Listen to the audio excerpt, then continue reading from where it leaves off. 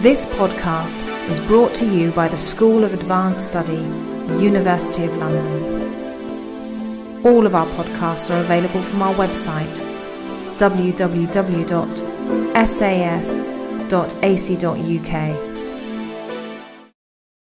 So thank you all very much for coming today to the School of Advanced Studies Open Day. My name is Rachel Stickland and I'm the Deputy Registrar here at SAS. Could we just have a show of hands? How many of you here are interested in pursuing a taught master's programme? Okay, and how many of you here are interested in pursuing a research degree, MPhil or PhD? Okay, that's a good mixture then, and you're all extremely welcome here today. I hope that you will find the rest of the day informative and helpful as you decide whether or not to apply, as you meet academics, admin staff and alumni, and talk to current students and alumni to find out what it's really like to be a student here.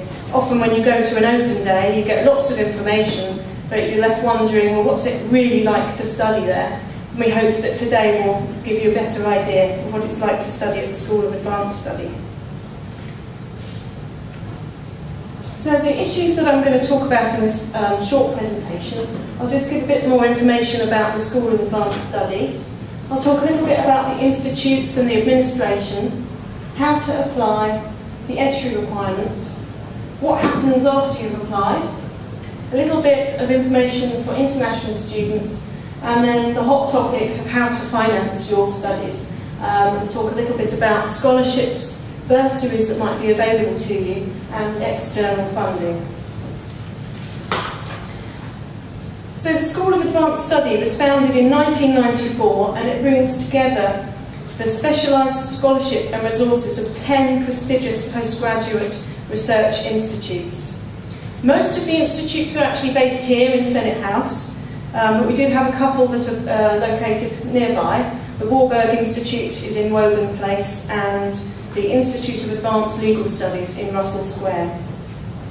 It's actually a very unique institution. It's the only institution in the UK that is nationally funded by the Higher Education Funding Council for England, HEFCE, and it's specifically to promote and facilitate research in the humanities and social sciences.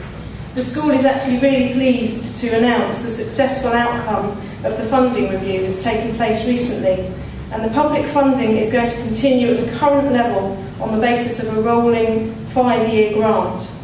In the current climate, we're very pleased with that outcome, and that really just shows that the school has gone from strength to strength, and it is now the UK's national centre for the support and promotion of research. The central London location here allows easy access to the academic, cultural, sporting and social facilities of the University of London.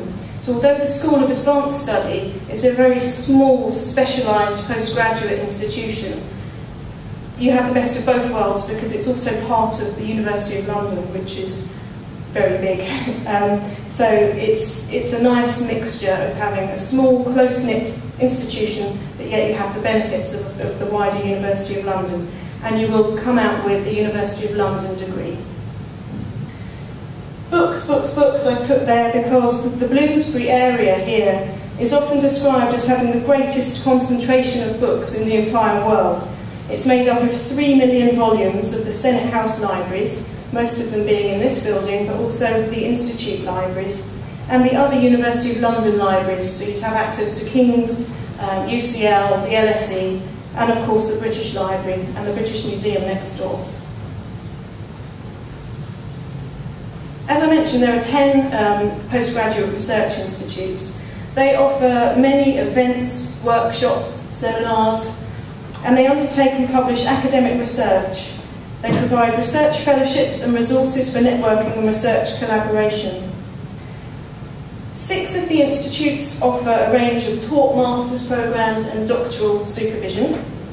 We register approximately 300 masters and research students each year. So as I say, it enables sort of personal attention from leading academics. Many of the institutes also have visiting researchers and guest speakers, and these people are often working in government, diplomacy, business, and the cultural and heritage industries. Some institutes have well-established research skills programs that are specific for their discipline, but the School of Advanced Study also has a program of general research skills training, which our PhD students do find very helpful, and indeed we have students from all over the country at other institutions who come and partake of our research skills training. A little bit about administration. Each institute has a student administrator, so you can go to them if you have any queries about your course or your programme of study. They're there to collect your coursework in if you're on a taught master's programme, to give advice about any aspects of research programmes. And it's really one-to-one, and they're always available, generally 9 to 5 in the office, and approachable people. We also have a registry team, and we're here right from when you apply until you graduate. We're here to help with everything. You can come to us to talk about fees and invoicing, for letters for banks to prove that you're a student, all that kind of thing. We can point you in the right direction if you need any advice on disabilities or equality issues, and yeah, we're basically here to help. So how to apply? It's a very straightforward process. It's a straightforward form. You just need to either email us, or you can download the application form from our website. The form will just basically ask about your degree qualifications, your employment, previous employment, your English language competence, language skills, and you have to do a personal statement as well. When you have your application ready to send in, just send it to us in the registry, and you need to include 2 academic references and an original or a certified copy of your transcript of results. What I would say is, if you don't have all that together and you want to apply, still you can apply, and you can send the references separately, or get the referees to send their references to us separately. That way we can start processing your application, and it just might cut down on some of the waiting time. I think most students find it is the references that hold things up. So if you want to apply, start thinking about who you might ask, and get them to respond quite promptly. For research degrees, it's the same process, but a few additional things. You should really have discussed your topic of research with the supervisor prior to application. And then when you submit your application, you need to submit a research proposal, and the guidelines are all included on the application form. It shouldn't exceed 1,000 words, but that's pretty much it. The deadline for all applications is the 30th of August, which seems a long way off now, but time flies, so if you're thinking about it, I would advise you to apply, and then if you know you've got a place, then you can look forward to coming in October. So entry requirements: a minimum of first or upper second class honours degree. If you have an overseas qualification, we'd expect an equivalent standard, which is grade point average 3 or higher. English language requirements is a minimum overall score of IELTS 7 or a degree in English.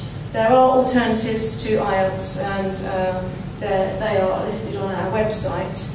And also, if you don't have an upper second class honours degree, it still might be possible for you to be awarded a place. Some applications are sort of taken on an ad hoc basis and looked at and considered in detail by the dean. You may have, extensive work experience or something, but you just might not have a 2-1. So don't think that you're automatically not entitled to join a programme. We would look at that on an individual basis. With the English language requirements, it needs to be recent evidence, so you would need to have gained that experience within the last 2 years. And certain programmes do require you to have language skills, like Latin or something like that. So the Warburg Institute, for example, you may be required to take a language test if you don't have any official documentation to show your level of competence in that language. although we have had students who've come along and they still didn't meet the required level, but they could take a language course in tandem with starting the degree programme. So what happens next? Once you've applied, the Institute will consider your application, look at the references, look at all the details that you've put in your personal statement, and you would normally get a decision within 4 weeks. When a decision letter or offer letter is sent to you, it will detail if there are any conditions that you need to meet. This would normally be things like an English language test, if you haven't got the IELTS 7, or other things to do with language competency, or if a reference was outstanding, then we'd ask you to supply that. But the letter will say whatever's needed. It will also advise you of the amount and the deadline of your deposit. Some institutes, I think most institutes actually require a deposit. This could be £500, £100, it really depends on the institute, so you can find that out later on. But the letter will state that. If you're offered a place, it's not just a case of, oh, I've been offered a place, great, leave it. You have to actually accept that place. And you will be sent a form with the offer letter, and then you just send that back to us in the registry, and we'll have you on our books, and we'll create a file for you, and then we'll send you information about registration in September. And I believe the date of registration this year is going to be the 30th of September. Normally it's early October, but the way the dates work out this year, it's going to be the 30th of September. Just a little bit about international students. Just advice really to check the UK Border Agency website on the latest guidance. They do tend to change their regulations and their requirements quite regularly. So it really is best to check. I would be wary of giving any advice today, particularly because next week it could all change. So the main things are that applicants have to show evidence that they can pay their tuition fees and that they can maintain themselves while they're here in the UK. But there are all sorts of other things, so do check that. And there's also the UK Council for International Student Affairs, and the website link is there. That is also a very helpful website for international students. I have got slides, handouts if anyone wants afterwards. Study options. Sometimes we get asked, well, I'm thinking about applying, but I'm not really sure. I might want to go travelling for a year, but I'd kind of like to know that I've got a place before I set off on my travels. You can defer your place, but only for 1 year. And after that, you need to apply again, because we'd need new references and that kind of thing. You just need to contact the SAS Registry, who will liaise with the admissions tutor. So that's something to bear in mind if you're unsure of whether to apply or not now. If you want to study in 2 years' time, it is possible. Again, there's some element of flexibility if you want to change from part-time to full-time and vice versa. Some students find that they embark on a full-time programme and actually then they need to get a part-time job, and it's all a bit much, so they change to part-time, and you can just extend it. So for a full-time master's programme, it would be for 1 year. Part-time would be 2 years. PhD would normally be 3 years full-time, but if you need to swap to part-time, generally then 6 years. It's quite a long time, but it goes very quickly. Funding opportunities. Now, there are some school-wide funding opportunities. The first I'm going to talk about is for doctoral studentships. So anybody embarking on an MPhil or PhD, there are a small number of bursaries that SAS is able to give, and these cover both tuition fees and a maintenance grant. At the moment, the figure is £15,590 for full-time students and £7,795 for part-time students.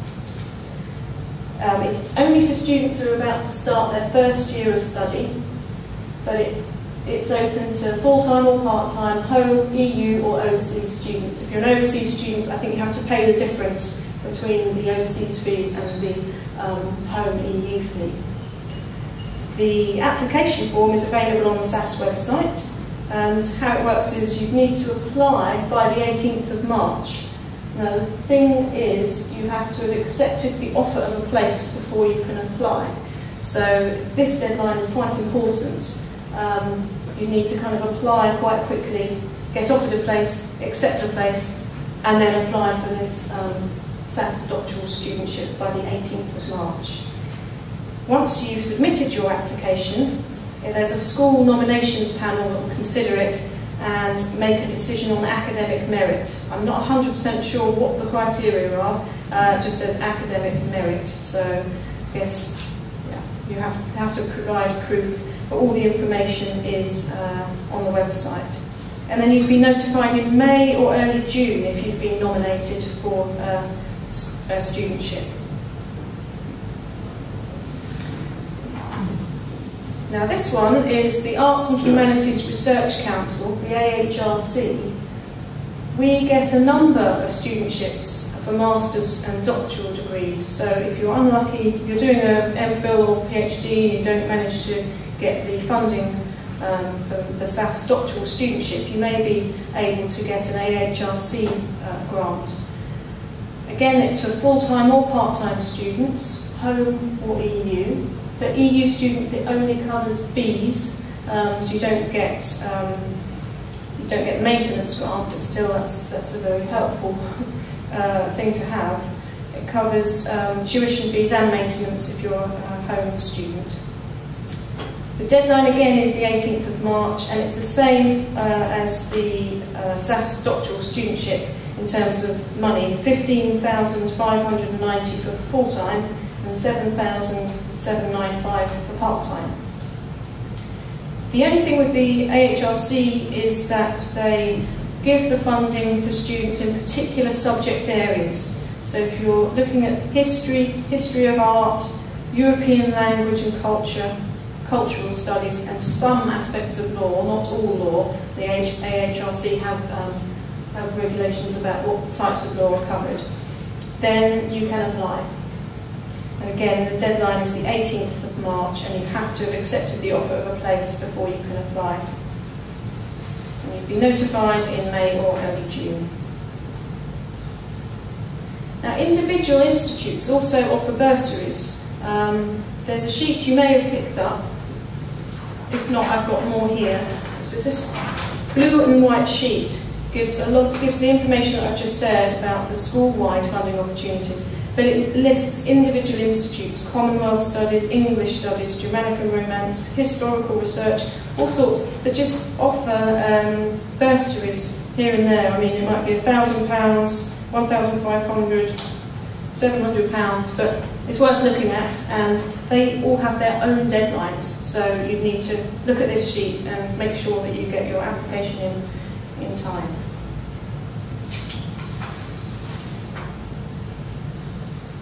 Now, there are other external sources of funding, which are, there's so many. I've just listed a few here, but again, they're all on this sheet.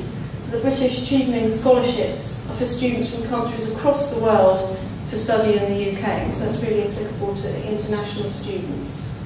Most of you would have heard about professional and career development loans. You can borrow between £300 and £8,000 for a career development loan to cover 80% of your course costs and expenses. Then if you're from America, you can apply for a federal Stafford loan, and those are operated by the US government. There's also the Leverhulme Trust Trade Charities Hardship Bursary.